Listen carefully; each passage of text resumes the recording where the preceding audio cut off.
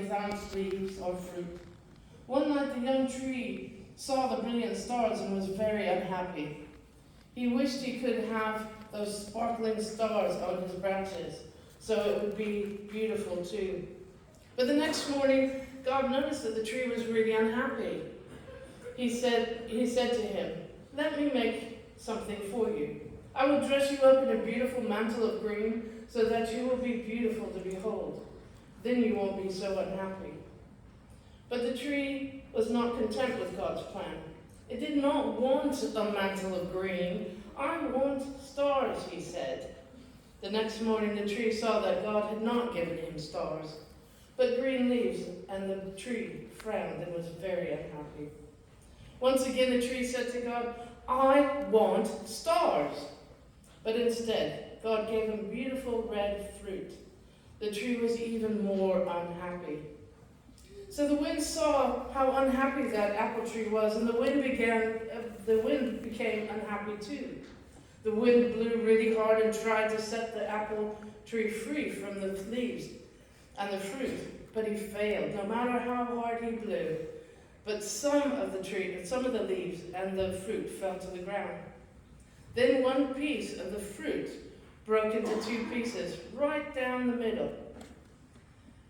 And it wasn't vertically, it was horizontally. And when the tree looked upon the broken fruit, guess what he saw? He saw stars. He saw stars in the middle of the apple tree, in the middle of his apples.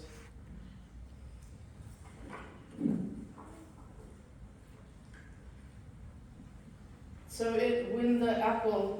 when you slice an apple, we normally slice it this way, but if you slice it in half this way, horizontally, you will see stars. And the fruit was very happy. Many times you and I, like the apple tree, want a special gift like God has given to someone else. We may try to give God instructions about how we think what is best for us. We need to remember that God gives each of us special gifts just for you. They're right for you and for the work that you have. When we rejoice in the gifts that God has given us and use them to do His work, then we will shine like the stars. Our scripture this morning reminds us that God's ways are higher than our ways. So sometimes we don't understand and know why God has given us a particular gift. But then one day we start to use that gift and we see the difference it makes in people's lives. Now, when I was in school, I know none of you are like this at all, but when I was in school, I talked too much.